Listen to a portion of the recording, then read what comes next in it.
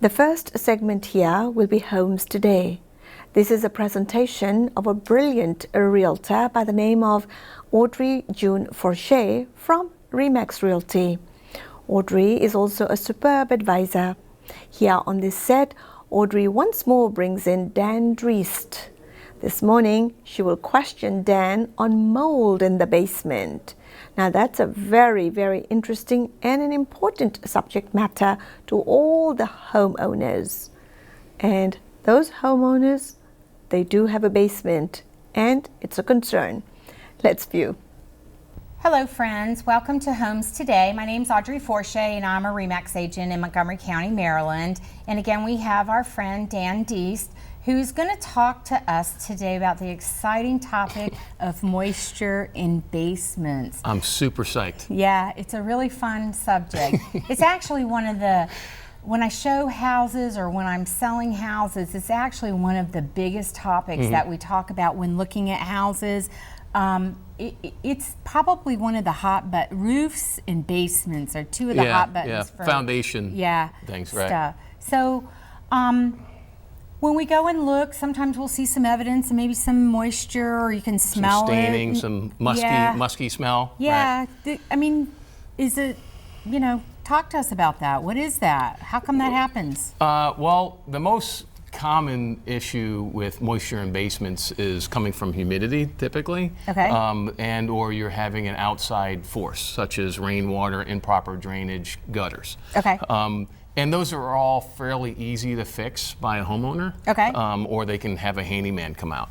I'll give you an example. We had a client that contacted us, just come in and get a second opinion on a foundation repair that was going to be thousands of dollars to fix. Okay. And so we went out, we took a look at it. Carol. Was a friend. It wasn't even a listing. And so we went out, we took a look at it, and we found out that the downspouts were discharging underneath the deck without any extensions. So water was just accumulating there, and water will follow the path of least resistance. So once you saturate, just like you had a sponge, you keep putting that water in that sponge, it will hold until eventually it will just start pouring through. Right. So at this particular situation is that the water would eventually go down where they have what they call a cold joint. So you had the foundation this way, outside here, basements in here, you're watching TV, water just eventually came through. Yeah. So by simply moving the downspout and extending it out, filling in the soil, getting drainage, her thousands and thousands of dollar problem turned into a trip to Home Depot and a bag of topsoil. Yeah, so, and that's a maintenance thing too. It is a maintenance thing. It's not just a home inspection thing. No. I mean, as homeowners, we should always be watching the grading around our house and our gutters and downspouts, number one, don't you think? I think so. I mean, water is gonna, it's people say, would you rather have termites or a small water leak? You want termites. Yeah. Okay, because the water that goes in there just destroys everything. You get mold, you get mildew, everything's go bad. So as long as you can keep your gutters full of all debris, yes. You routinely cleaning those. Yes. And then the downspout extensions, don't just get the 3-foot long splash block that you can get to Home Depot. Get a full extension out. Now they got great rain barrels, so you can put there, you can collect water, you can water your plants with it. It's excellent. So as long as you can keep those out and then get that grading done. A lot of times people will do is they use mulch, and they pile mulch up. Mulch is no substitute for properly compressed soil. Okay. So in fact, scrape all that mulch away from the house, get topsoil, fill dirt, pack that all down, make sure that's great, and then put your decorative mulch. And the water's going to shed right off of the house. And the topsoil is just something you can get at Home Depot, yeah, right? You can get you can even get fill dirt if you really wanted to at any of the lawn and gardens where you can buy it in bulk, and they'll just drop it off and you use a hand truck. And you want it to grade away from the house, That's right? right. So you're going to put we're looking for things for, we're saying 6 inches by 10 feet when we're doing the home inspection. We don't really care. If you kind of look at it and you're like, looks level, it's probably level. So just go ahead and grade that away and you're going to be fine. So what we mean then is this is the back wall of your house. A lot of times your dirt may sit this way and it's starting to pond down in there, and it sits in there and it finds its way to your your basement. That's right. If you're not sure, you walk around your house and you make sure the dirt sits, at an angle there, Yep. so it's going away from the foundation of your house. So make sure that that's And it what happens you're on doing. every house. It's Yes. not like, oh, I don't have to worry about my house. Because when No. they build the foundation, when they put it in, they're digging it all out to build the foundation. Then they do what they call backfill. Yeah. So they start pushing all this dirt back into there, and then they can compress it. Well, over time, The you ever go to rain. the rain. You go to the beach, you get that Yeah. bucket of water, and that Yep. sand gets compressed in the bottom of that bucket. Yep. That's because that water's taking all that oxygen out of there and compresses it. Yeah. So they try to, the builder, tries to compress as much as they can, but over time, Yeah. it's going to be that way. Erosion's just going to happen. And then so- knowing the type of foundation you have is important. Oh, it is? So Yeah. what's the difference? So there's different, in our area here, you're going to see everything from a masonry block foundation, and there's actually different versions of that even. You can have hollow fill block, you can have concrete fill block, you can have concrete with rebar in it. There's all this, but it's basically Lego blocks. Yeah. You can build it up. That's a masonry block foundation. The issue with that is they're very naturally porous material, so they often allow water to come through. And you were asking before the show, how can you see it if you were just walking around? How would you know if you had water in your basement or suspect it? Well, a lot of times people will call me and they'll say, hey, I got this white flaky stuff on the wall, right? Yes. And they're like, what is that? Or they'll say it's white or yellowish, right? And I'll say, well, the white flaky is actually called effervescence. Yep. So as water starts to penetrate through that porous material and it reaches the interior, it starts to dry and it leaves those minerals behind. And that's what you're looking at. Now, if you had a white painted wall, the white effervescence turns yellow when painted white.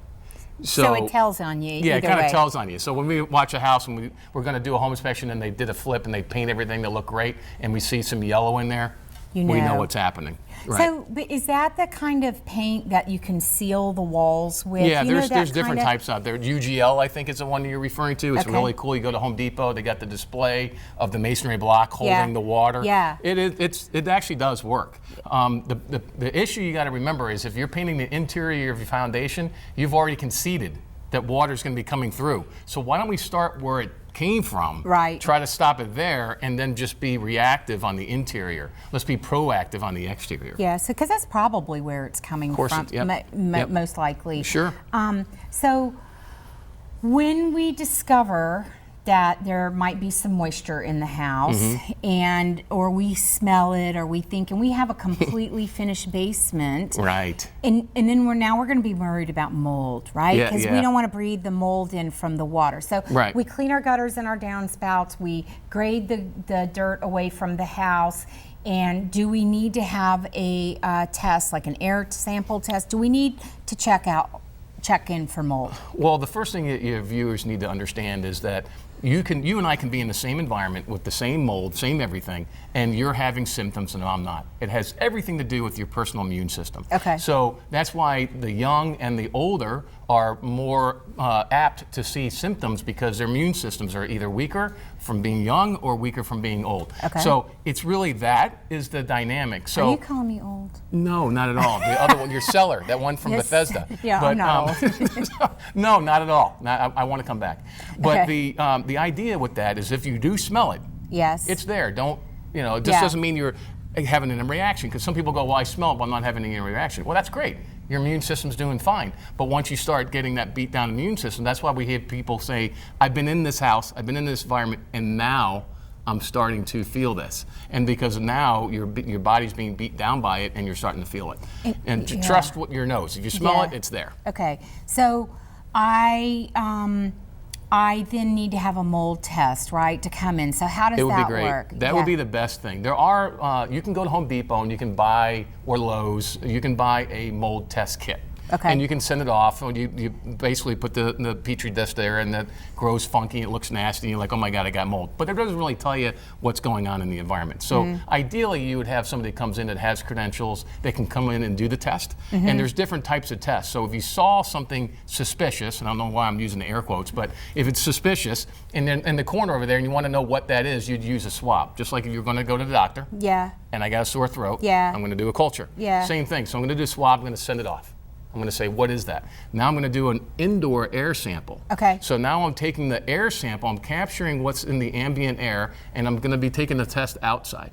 The reason I'm doing the one outside is because that's basically a control or a Okay. benchmark. Okay. So we want to know are you at a higher risk walking out and getting your mail than hanging out and watching the big game down in the basement? Right. So when they do that, compare that air analysis, then they can look at the swab and say, it's the same species. What I see on the swab is what I see in the air, so I know where I'm looking in that basement, in that one dark corner over there, is where it's coming from. Okay? If it's a different species, something else is happening. We've had cracks in foundations over here, and we've had issues with humidifiers on HVAC systems over here. They're bad. So They we're can be getting bad. mold from two different things. So Okay. you really do need to get a test to talk to a professional to see what you're looking at. And when you're doing an air test, do you just do it in several places in the basement, or do you do it in where you think the waters or moisture might be coming from? Well, there's a lot to go into that, and I'm just going to try to make it as simple as possible for the viewers. It's really based on the guy's testing and what equipment he's using. Okay. Some are calibrated for larger footprints. Okay. Some are calibrated for smaller. So the pump might be calibrated for 1,000 square feet as Okay. a representative number of space. Okay. So that's most common. So if you get maybe a two-story Rambler, and they want to test the entire house, you're going to be in, let's say each floor is 1,000 square feet, you're looking at 3 tests. The main level, the basement, and the outside. Okay. So it really depends, but ideally, yes. If I saw something suspicious over in the utility room, I'm going to have a test run over in that utility room. I might want to have it elsewhere, but it depends on your return air supplies. You know, you've been in the basements where they got the return air. Yes. Well, if you got mold in the basement, Okay. and you got a return air in the basement, I and have that. distribution is upstairs, Okay, I have that should be telling you that you're getting that same mold spores up in the top level. Okay. Kind of like if my wife makes coffee in the morning, it's great. She's all the way downstairs, I smell the coffee over here. Yeah. The air is going Yeah. through the house. So be thinking about that. Okay. And just price it properly so you don't get priced out. So we just need to determine that there is a problem, where it's coming Mm-hmm. from, if it's a simple fix. What happens, when do we have to call in the big professionals with the, the French drains and the jackhammers and all that stuff? Do people really need to do that? I honestly would probably call a landscaper guy first, or a home inspector or something like that, to come and look at your exterior grading, look at a homeowner they don't look at that thing from that same perspective. Get that done first. That's an Okay. easy fix. It's relatively inexpensive. Then monitor the situation. Okay. You can test your basement for humidity, and you can have a continuous monitor for that. Find out what you got. And a then we can test. dehumidifier down Yes, there. it's awesome. That'll help. Yeah, then. you want to kind of, around this area, Northern Virginia, Maryland, you want to keep around 50, 55 Yeah, degrees, percent humidity, and a lot of the species or genres that we're familiar with here in mold will be reduced. Okay, cool. So that's all great stuff. What about, if you do have to call in one of those professionals, companies? they really tear your house up, and they're very expensive, aren't they? I mean, They could be. they There's different versions out there now, and sometimes you might need that. You might need what they used to call the snatch and grab. They come in, they see some damaged sheetrock, they pull it out, put it away, and take it.